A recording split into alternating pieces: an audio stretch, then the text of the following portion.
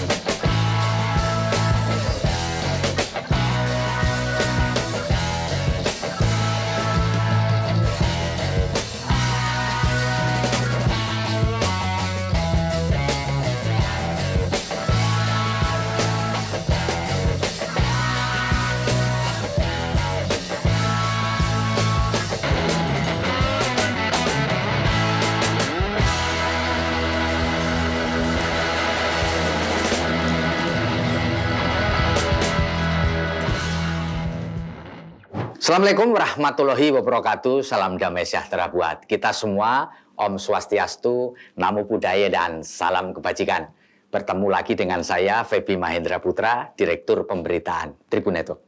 Tribuners, sosok ini tentu tidak asing buat kita semua, orang Indonesia maupun orang luar negeri.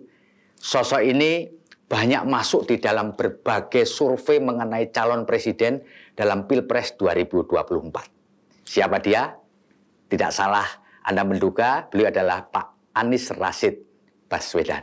Dan pada saat ini saya wawancarai tanggal 2 Maret 2023, Partai Demokrat secara resmi memberikan dukungan kepada beliau, sehingga ada 3 partai yang sudah memberikan dukungan kepada beliau. Dan selanjutnya akan kita tanya kepada beliau, apa yang akan dilakukan selanjutnya. Assalamualaikum Pak Anies. Waalaikumsalam. Makasih Pak Feby. Luar biasa Pak Anies. Melonggarkan waktu untuk datang ke rumah. Pak Anies, siap. Setelah mendapatkan dukungan dari Partai Nasdem, Pak Anies keliling seluruh Indonesia ini. Mana-mana melakukan roadshow. Pak, Bapak capek nggak sih melakukan perjalanan panjang begitu? Dan kalau boleh saya tahu Pak, kecapean Pak Anies sekarang ini pada level berapa kalau diukur dari 1 sampai 10? Silakan Pak. Jadi begini Pak Feby, sebelum saya jawab pertanyaan soal perjalanan ini, apakah capek atau tidak? Saya berikan cerita sedikit Pak Feby. Kalau saya ini senang ke toko elektronik, saya senang ke toko buku. Ya. Jadi kalau saya datang ke toko buku, saya datang ke toko elektronik, itu AC-nya di toko itu baik, nyaman, suasana nyaman. Saya bisa 4 jam. 3 jam, 4 jam itu di toko itu. Dan nggak capek. Ya. Kemudian istri saya ajak saya, Pak Feby, ke toko baju. AC-nya nyaman, tempatnya nyaman. Baru setengah jam saya udah capek, Pak. Baru setengah jam saya udah tanya, Fer, ini kapan ya selesainya? Kapan pulangnya? Padahal sama-sama nyaman. Tempatnya nyaman, suasana AC nyaman. Apa sih yang membedakan jadi capek dan tidak? Ketika hati, pikiran, dan tindakan itu sinkron, selaras, nggak ada capek. Tapi kalau saya menjalani yang saya suka, saya nggak capek. Tapi begitu kita menjalani hal yang kita nggak nyaman, langsung lelah. Nah, itu saya bilang, saya datang ke toko baju, coba aja, Pak Feby cobain tuh, datang ke toko baju, lalu kalau istri saya bisa 4 jam di sana, 3 jam. Sebaliknya, kalau saya ajak ke toko elektronik, gantian istri saya bilang, masih lama kan? Gitu. Jadi maksud saya menjalani ini di Jakarta, dan bahkan keliling Indonesia, gak ada bedanya. Justru saya merasakan kebahagiaan itu adalah pada saat kita berinteraksi dengan orang, mendengar, observasi. Jadi, Pak Feby, yang disebut sebagai suasana keliling itu interaksi yang priceless. Kalau saya sebutkan malah saya merasa ini seperti spiritual journey. Gitu ya, Pak? Sebuah perjalanan spiritual. Pak Feby ketemu orang, ngobrol, pada saat salaman saja, oke, kita akan merasakan tuh eratnya genggaman, semangatnya, kemudian ungkapannya, lalu kemudian kita bisa membaca begitu banyak fenomena masyarakat dari interaksi yang sebentar. Dan makin sering saya berkeliling, makin terasa sekali saya mengalami pembelajaran. Gitu ya, makin cepat mendeteksi suasana. Jadi suasana berat, suasana ketemu banyak orang makin enjoy. Makin enjoy, enjoy dan makin enjoy dan kemudian menjadi bukan sesuatu yang melelahkan. Ya, Pak, Bapak kan tidak muda-muda amat nih, tapi juga tidak tua-tua amat. Tentu kan fisiknya kan mesti harus diatur nih, Pak. Ya kan, makan dan sebagainya. Bagaimana Bapak ngatur supaya meskipun hati senang, enjoy, tapi fisik tetap prima? Gimana Bapak menjaga ini, Pak? Serhana sebetulnya. Satu, cukupkan istirahat. Tidur ya maksudnya, Pak ya? Ya. Jadi malam tentu. Kemudian yang kedua, di antara kegiatan, kalau ada waktu longgar, dan kalau ngantuk tidurkan. Nggak boleh dipaksa minum kopi gitu ya? Iya, dan sebenarnya kalau tidurkan itu paling 10 menit, 15 menit selesai kok. Jadi bukan tidur lama. Ngantuk tidurkan. Lalu makan yang cukup. Jangan berlebih. Itu bikin ngantuk kalau saya. Kalau makan tuh cukup aja. Asal cukup. Lalu pastikan bahwa ada aktivitas olahraga. Saya kalau pagi seminggu 3 kali, seminggu 4 kali itu olahraga. Jalan, kemudian dengan rowing. Itu yang dikerjakan. Jadi rutinitas itu ada. Kemudian tentu ada seperti multivitamin. Tapi bukan sesuatu yang mendasar. Jadi kalau ditanyain apa, ya sebenarnya istirahat yang cukup, makan yang sehat, olahraga, dan ditakar. Ditakar kegiatannya itu. Kalau kira-kira itu lelah, kira-kira itu, ya jangan dipaksakan. Takar aja. Karena ini kan seperti lari maraton. Betul. Pak Feby. Ya, betul sekali, Pak. Jangan sampai jaraknya maraton, kecepatannya sprint. Agak repot itu.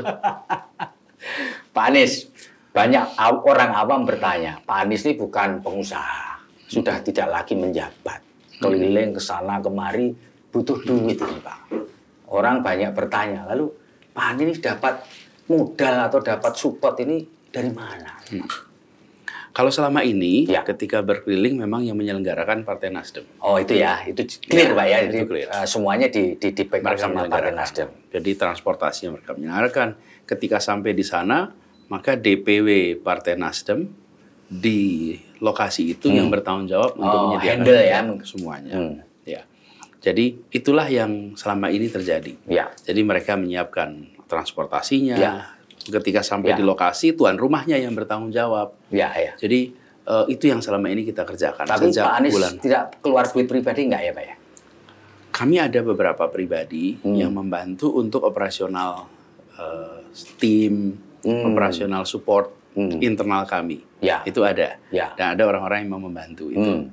Tapi untuk event-event, kegiatan-kegiatan itu hampir selalu panitia lokal yang menyiapkannya.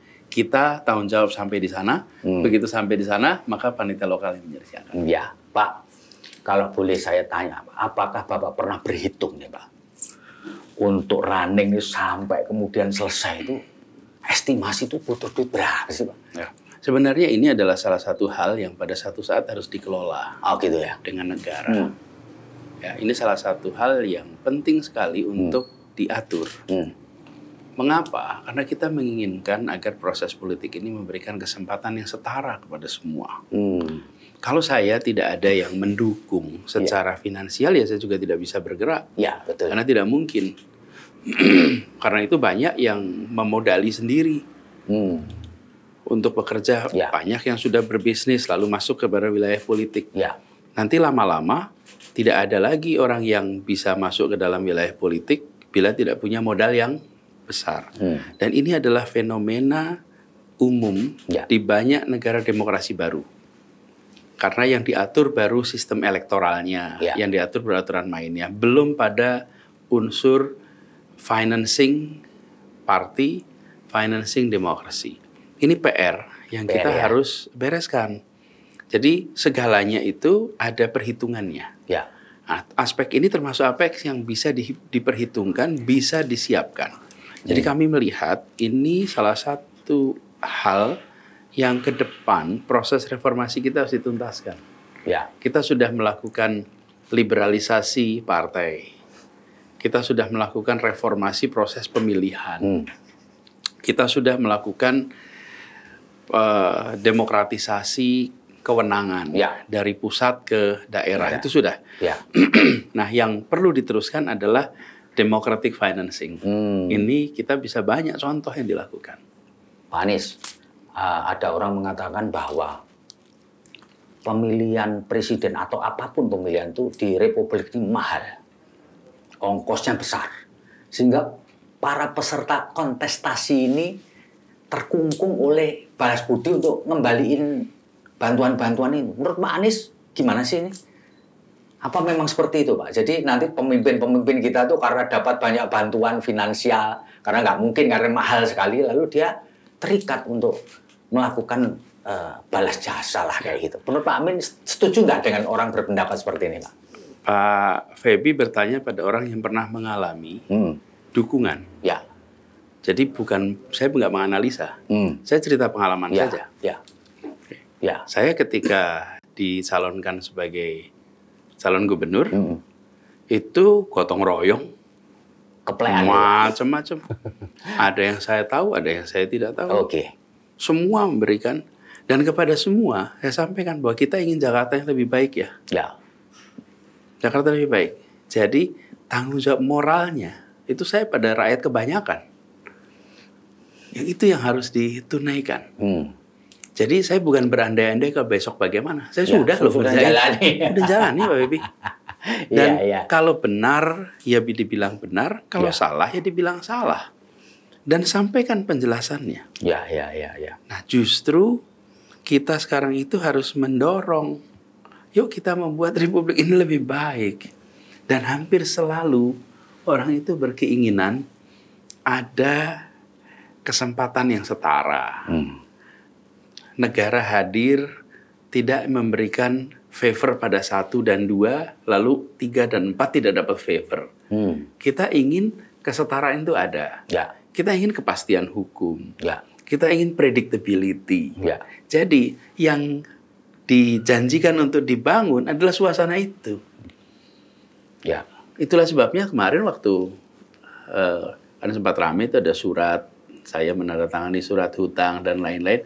Itu di situ saya sampaikan, begini ya, kalau saya menang, maka saya nggak harus bayar ya. Kenapa? Karena pembiayaan ini adalah untuk kita mengusahakan Jakarta lebih baik. Tapi kalau saya kalah, ya saya akan bekerja di private sector. Saya akan cari usaha, dan konsekuensinya saya harus kerja keras untuk mengembalikan. Kenapa? Karena yang ada dalam benak kami adalah, ya kita ingin Indonesia Jakarta lebih baik. Jadi kira-kira begitu. Pak Anies, tadi kan Bapak mengatakan bahwa ketika bertemu dengan banyak orang di seluruh penjuru negeri ini kan kayak semacam energi gitu ya. Kalau boleh disimpulkan gitu Pak ya, selama ini Pak, apa poin-poin penting yang Bapak dapatkan selama berkeliling di wilayah negeri ini bertemu dengan banyak orang Pak? Poin-poin penting yang dapat Bapak terima apa saja Pak? Jadi tiap wilayah itu beda aspirasi. Kata kuncinya. Kata kuncinya. Berikan kesempatan yang setara pada kami. Berikan kesempatan setara. Misalnya, kami ingin anak-anak kami tidak harus dikirim keluar kota kami untuk bisa sekolah bagus. Oh gitu. Kami ingin, misalnya contoh, kami ingin kalau orang tua kami sakit bisa dirawat di rumah sakit di tempat kami tinggal. Tidak harus dikirim ke kota yang bukan kota kami. Itu sederhana. Itu ya. Jadi kesetaraan. Lalu kami ingin agar kegiatan-kegiatan usaha yang ada di sekitar kami itu ya kami ini juga yang dapat lapangan pekerjaan. Ya. Terus kami ingin tanah yang orang dari nenek moyang kami tempati ternyata menghasilkan mineral yang banyak, energi yang banyak. Ya kami ingin ikut merasakan manfaatnya. Ya.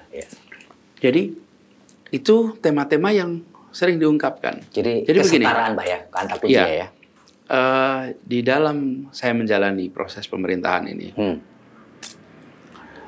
jangan berkecil hati. Kalau di pemerintahan itu, kalau dengar dari masyarakat, isinya keluhan. Kenapa? Ya. Karena hal yang berjalan baik biasanya nggak dipuji. Gitu ya, Pak. Ya Pak Febi, ini kita lagi ruangan ini. Alhamdulillah nih listriknya nyala baik, AC-nya nyala, video ini rekaman bisa jalan baik, ada listrik. Emang pernah Pak Febi bilang terima kasih PLN? Biasa aja ya, Pak ya. Ya, kita nggak ingat PLN tuh. Iya. Dan bilang terima kasih ya. Coba kalau PLN nggak ngerjain, padahal di balik nyalanya ini, cetek gitu, itu di belakangnya ada sebuah sistem yang luar biasa rumit. Tapi kita, kalau PLN mati, wih rame betul kita. Ya. Tahu nomornya. Ini maksud saya. Ya. Itu diungkapkan bukan berarti tidak ada keberhasilan dirasakan masyarakat. Ada. Tapi kalau pas ketemu saya ya nggak cerita keberhasilan. Iya, paham. Kalau ketemu saya dia cerita yang harus dikerjakan ini Pak, kami butuhnya ini. Jadi karena itu ketika saya ungkapkan ini jangan a priori seakan-akan sedang bicarakan jeleknya, bukan. Karena rakyat nggak mungkin ketemu Pak Anies terima kasih, kami bersyukur Pak pemerintah sudah A, B, C, D, tidak. Dia akan menyatakan Pak yang kurang ini. Sama ketika saya mulai Jakarta. Ketika mulai Jakarta, ketemu dengan warga, rakyat juga menyampaikan, Pak Anies, kami yang kurang tuh ini. Ya. Yang sudah didapat jarang diungkapkan. Nah, itu contoh. Karena itu mengapa saya merasa penting sekali menempatkan keadilan sosial bagi rakyat Indonesia atau keadilan sosial, keadilan bagi semua, bukan sebagai teks untuk dibacakan saja dalam upacara, tapi sebagai sebuah arahan untuk dikerjakan dalam program-program. Sehingga masyarakat merasakan ada usaha serius untuk mensetarakan dari mulai pelayanan dasar sampai dengan peningkatan kesejahteraan. Pak Anies, selama menerima keluh kesah, masukan itu, yang Bapak paling terkesan gitu ya, membekas betul gitu di hati Pak Anies pada masalah apa, Pak? Saya selalu kagum dengan ibu. Maksudnya, Pak? Ibu. Ini pernah kejadian. Ya. Saya berada kan kalau ada acara kumpul orang begitu banyak, terus ada panggung ya. Ya. Ada seorang ibu yang ketika saya di sana itu narik kaki saya tuh. Narik kaki saya, kemudian saya salaman. Dia ngomong suasananya kan suasana ramai. Betul? Ya. Salaman lagi. Terus nggak lama lagi kemudian diulangin lagi tuh. Pak Anies dia mengungkapkan sesuatu. Jadi saya mendekat, apa Bu? Gitu. Saya cerita, Pak Anies anak saya pintar Pak. Anak saya pintar Pak. Ya. Selamat Bu. Tapi saya miskin Pak. Anak saya pintar Pak. Saya miskin. Dan menceritakan anak saya itu prestasi ini di antara semua orang Pak. Tapi kita Pak Ibu, saya minta nomornya Bu. Oke, karena banyak orang kan, saya minta ajudan tolong dicatat nomor ibu ini. Ya. Nomornya dicatat. Dia bilang saya nggak bawa HP. Kata beliaunya, saya nggak bawa HP. Nomornya nggak apa-apa, catat nama, catat nomor. Udah. Selesai kan, saya dapat tuh nomornya. Udah saya pegang. Saya jalan menembus masa tuh, jumlahnya banyak sekali. Sampai di ujung, ibu itu lagi ada di situ. Dia deketin lagi. Apa? Dia berikan saya kertas, sebuah kardus. Ditulisin nama dan nomornya. Pak Anies, ini ya nomor saya Pak Anies. Ya. Pak Anies, anak saya dulu ceritakan prestasi anaknya. 1, 2, 3. Iya Bu, nanti kita komunikasi. Kemudian kita komunikasi. Saya cuma mau ceritakan di sini. Ada 1001 cerita lah seperti ini. Ya. Tapi saya ketemu dengan pribadi-pribadi tangguh yang ingin hidup lebih baik. Dia sedang mau mengatakan saya ingin anak saya punya masa depan lebih baik. Saya ingin anak saya yang potensial bisa berkembang. Ya. Pak Anies tolong, Pak Anies ini anak ini kami. Oke, dia, ibu ini, begitu. Dan itu saya menemukan ibu-ibu sama yang ingin agar masa depan lebih baik. Itu saya tadi bilang, ingin pendidikan lebih baik, ingin kesehatan lebih baik, ingin kalau ada masa depan lebih baik. Ini Pak Feby, saya punya 1001 cerita Pak Feby. Itulah sebabnya setiap kali selesai di dalam sebuah interaksi, itu banyak inspirasi yang muncul. Inspirasi untuk melakukan ini, lakukan ini. Dan saya dari dulu mengatakan begini, inspirasi itu tidak datang dari meditasi. Inspirasi itu datang dari interaksi. Semakin banyak kita berinteraksi, semakin muncul inspirasi untuk ini harus kita kerjakan, ini harus kerjakan, ini kerjakan. Ide itu muncul bergiliran. Nah, peristiwa-peristiwa seperti ini itu banyak sekali. Dan Bapak temui ketika melakukan perjalanan itu ya, catatan. Karena itu saya mengatakan tadi ini seperti perjalanan spiritual. Dan yang terlihat di depan kamera adalah seorang calon yang berbicara. Seorang calon yang menyapa. Yang terlihat di depan kamera. Yang tidak muncul di depan kamera adalah seorang calon yang menyerap. Menyerap rasa, menyerap pandangan, menyerap suasana, menyerap emosi. Itu nggak ada kelihatan. Dan salaman langsung kerasa kok. Dari kegamannya. Bahkan nyetrum ya? Ya, sederhana aja. Bisa tahu kira-kira profesinya apa dari salaman. Nggak kebayang. Gitu ya, ini macul apa tidak? Ya, langsung. Ini biasa pegang pena apa tidak? Itu biasa kerasa. Dan itu bukan diskriminasi. Itu hanya sekedar observasi. Dari kegamannya, dari terasa. Jadi kami merasakan betul kita ini berinteraksi dengan segala level masyarakat. Datang, saya ingat di Jakarta. Datang ke sebuah kampung yang padat sekali. Datang ke sebuah kampung yang sinar matahari aja nggak bisa menembus gang. Tapi juga datang ke komplek yang udaranya nyaman, yang tamannya hijau. Itu semua itu adalah bahan observasi. Pak Feby, saya punya 1001 cerita yang begini. Pak Anies, di tengah kesibukan Pak Anies sempat mengikuti percakapan di medsos nggak Pak? Tentu. Sempat ya Pak ya? Tentu di antara percakapan itu sebagian ada yang memberikan support kepada Pak Anies, ada sebagian yang ngolok-ngolok, bully, ya kan, menghujat itu. Pak, dia yang kalau yang mendukung saya nggak tanya. Terhadap mereka yang membuli itu perasaan Bapak gimana? Itu bukan barang baru. Bukan barang baru ya Pak ya? Jadi itu ya dari dulu begitu. Lah, memang Pak Feby kira kalau tahun 50-an nggak ada begitu? Ada ya Pak ya? Di mana-mana ada. Dari dulu ada. Atau bedanya apa? Bedanya dulu nggak kedengeran. Oke? Tapi Pak, di warung kopi, di mana-mana membicarakan tentang politik, tentang tokoh, semua dulu. Cuman dulu itu obrolan di warung kopi di kota X nggak kedengeran sama kita di Jakarta. Di kota, padahal di mana-mana orang yang membicarakan. Dan membicarakan dengan tone yang bervariasi. Ada yang positif, ada yang negatif. Jadi kalau Arik bahasa Jawa ngerasani itu bukan barang baru. Dibicarakan dengan negatif juga bukan barang baru. Kenapa jadi terkejut? Jadi buat Pak Anies biasa baik. Bukan buat saya saja, buat siapapun yang menjadi student of history, siapapun yang pernah membaca perjalanan sejarah, pasti tahu itu normal. Itu normal. Bedanya dulu telinga kita cuma 2. Sekarang timeline itu jadi telinga kita. Jadi kita jadi seperti dengar semua. Relax saja. Karena ini bukan fenomena baru. Yang baru itu telinga kita jadi banyak. Namanya timeline tuh. Ketika buka timeline di situ kedengeran semua. Nah, jangan fokus pada noise. Noise itu akan selalu ada ya. Fokus pada apa yang sudah rencana akan dikerjakan. Lalu respon pada voice.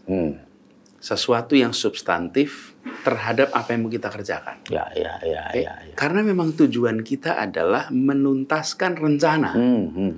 Kalau kita berada di pemerintahan ya menuntaskan rencana. Opini publik bisa dibentuk minimal dengan 2 pendekatan. 1, dengan kita merekrut orang sebanyak-banyaknya untuk mengatakan yang kita mau katakan. yang kita kehendaki. Ya. Merekrut orang itu diulang-ulang sehingga nanti terbentuk opini. Ya. Ini adalah secangkir teh. Oke, kita minta 100 orang, tolong bunyikan nih secangkir teh. Ya. Tapi kita juga mau bilang, ini secangkir kopi, ayo panggil 100 orang untuk mengungkapkan 100 kopi. Atau kita dengan cara mengerjakan. Dan orang mengalami. Setelah orang mengalami, dia akan terbentuk persepsi. Nah, saya percaya yang kedua ini persepsinya lebih solid karena dia membentuk opini berdasarkan pengalaman, bukan membentuk opini berdasarkan kata orang. Seperti orang jualan sampo, kamu lihat kan orang yang mengiklankan ini samponya A B C D F G, kemudian ada orang yang memakai samponya, maka dia akan punya opini berdasarkan pengalaman ya, bukan sekadar berdasarkan kata orang. Nah, ketika kita berada di pemerintahan, saya waktu bertugas 5 tahun, saya meyakini bahwa warga Jakarta akan merasakan apa yang kita kerjakan karena saya berencana tugas 5 tahun di Jakarta. Lebih baik saya kerjakan itu semua, toh nanti mereka akan punya pengalaman, dari pengalaman itu terbentuk opini.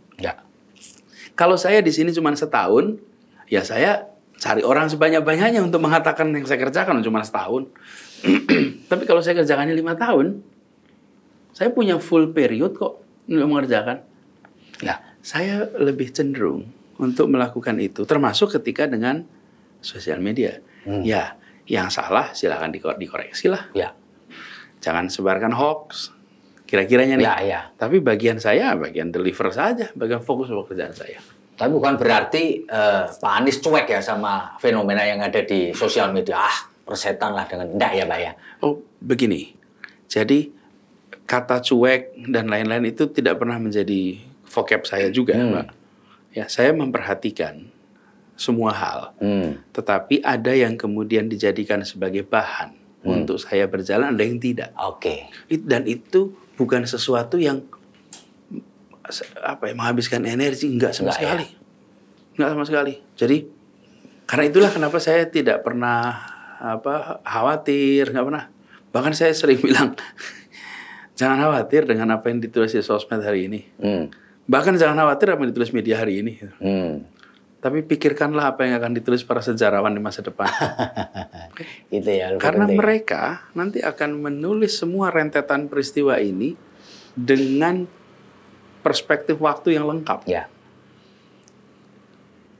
Karena apa yang kita kerjakan sekarang belum tentu populer, belum tentu disetujui oleh orang banyak, tapi setelah waktu berjalan, orang menengok kembali, oh ternyata itu hal yang benar ya. Gitu kira-kira. Ya, Pak Anies, setelah mendapatkan dukungan dari 3 partai ini, dalam waktu dekat ini apa yang akan Pak Anies lakukan, Pak? Ya, memastikan bahwa konsolidasi ini lebih baik. Makin solid. Kemudian tentu harus mulai melakukan pembahasan tentang pasangan. Oh, gitu ya, Pak ya. Tentu dong. Itu penting ya, Pak ya? Penting. Harus kan, walaupun tidak ada sesuatu yang bisa dikatakan kapan tanggalnya belum. Belum ya. Tapi pembahasan dikerjakan sambil ya terus berkomunikasi dengan berbagai masyarakat, unsur masyarakat, dan menyiapkan tentang gagasan untuk kampanye dan gagasan untuk pemerintahan. Pak Anies, emang milih wakil ini susah ya, Pak? Seberapa susah, Pak? Untuk kan Bapak diberi satu otoritas lah untuk memilih wakil.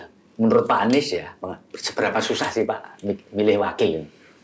Susah dan tidak itu perasaan ya. Jadi susah dan itu perasaan.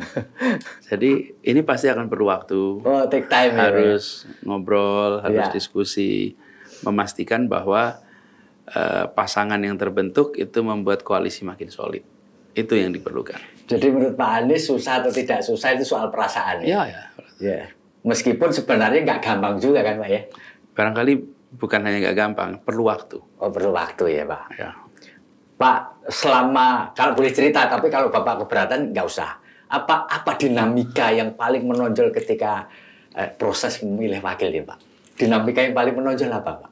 Kan belum sekarang. Ini kan baru 3. Oh, iya, baru 3 partai. Ya. Nah sekarang kita mulai prosesnya. Jadi kalau menurut pengalaman Bapak di masa lalu Pak, Bapak kan pernah jadi kepala daerah, kan tentu milih wakil juga kan, dari pengalaman lalu itu yang yang krusial apa sih Pak dalam memilih? Kalau waktu itu udah jadi soalnya. Oh, jadi nggak ada krusial ya? Udah plek gitu aja deh. Kalau sekarang beda lagi ya Pak. Kalau sekarang beda. Iya. Pak, ini pertanyaan pamungkas saya Pak ini Pak. Pak, kalau boleh Bapak menyampaikan kepada pembaca kita, menyampaikan kepada penonton kita, apa poin penting yang ingin Bapak sampaikan? Barangkali gini. Ya. Kita ingin Indonesia lebih baik. Ya. Kita ingin Indonesia maju. Rakyatnya bahagia. Ya. Pemerintahannya efektif. Lalu tata kelola berjalan dengan baik. Ya. Kan kita ingin itu ya, semua. Betul. Terus ketika kita mencari orang untuk melaksanakan itu, kok cuma lihat angka survei ya? Dan media hanya melihat angka survei. Lah kita ini ingin Indonesia lebih baik. Pertanyaannya, Indonesia lebih baik itu butuh orang yang seperti apa? Ya. Butuh orang dengan gagasan apa? Butuh orang dengan rekam jejak seperti apa? Butuh orang yang selama ini mengerjakan apa? Nah kita ingin lebih baik. Ya. Tapi coba semua media-media mainstream kita ini diredusir. Jadi pertanyaannya tentang persentase. Ya. Seseorang disebut sebagai potensial apa tidak tergantung angka surveinya saja kok. Iya.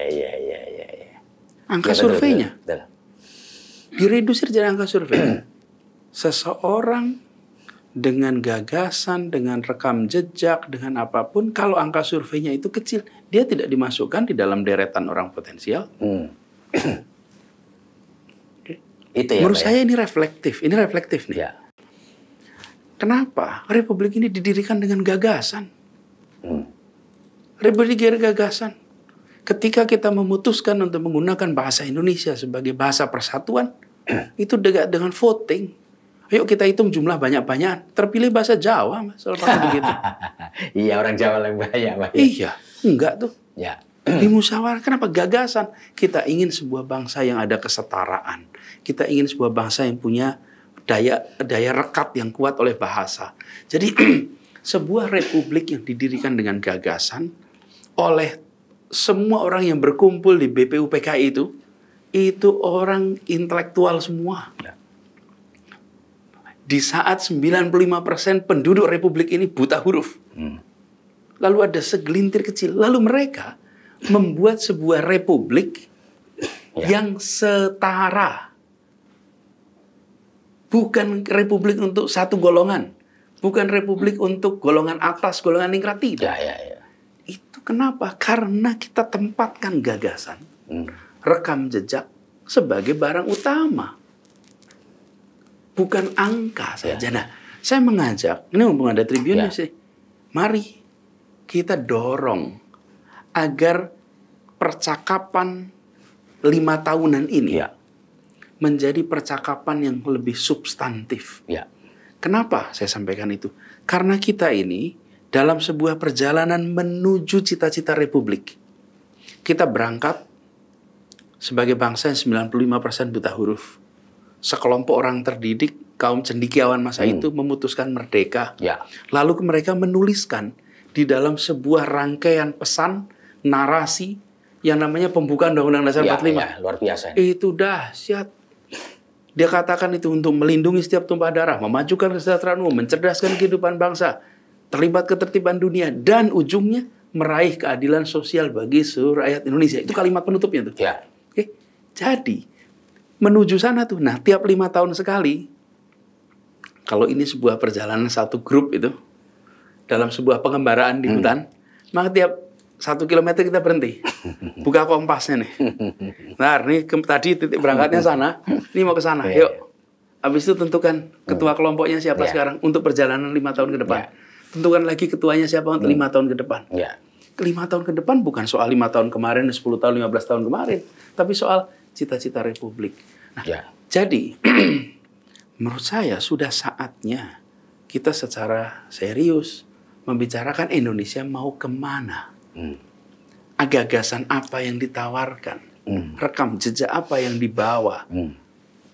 Karena kita berbicara tentang masa depan sebuah bangsa yang besar. Sumber daya yang luar biasa banyak. Jadi, ketika kita berbicara tentang mencari orang yang menjadi ketua kelompok ini, ini bukan sekedar banyak-banyakan. Nanti, Pak, kalau sudah menjadi siapapun kandidat, otomatis akan dapat suara kok. Otomatis. Tapi dan ini tugas partai politik, ini tugas media, untuk bertanya, untuk kemudian mengelaborasi. Sehingga dengan begitu, 5 tahun ini, dan rencana 5 tahun ke depan, itu menjadi sinkron. Antara apa yang mau diraih sebagai republik, dan siapa-siapa saja yang akan diberikan tugas untuk meraih itu. Kira-kira gitu. Ya, Pak, ini pertanyaan terakhir, betul terakhir, tapi remeh-temeh. Pak, kenapa Bapak selalu pakai rompi itu ya, Pak? Selalu. Apa, Pak? Ada apa dengan rompi itu? Ini? Ya. Enak aja, Pak. Oh, enak aja. Kan jawabnya remeh-temeh juga. Jadi gini, ini rompi ini saya pakai sudah lama.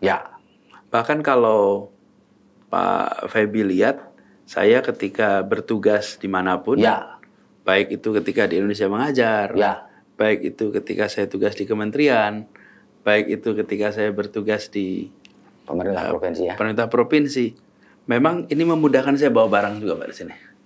Jadi kan saya bawa alat-alat tambahan sini, mudah. Terus yang kedua, saya sering naik sepeda. Ini dulu windbreaker saya naik sepeda. Karena itu kalau saya pakai rompi nggak pernah tebel.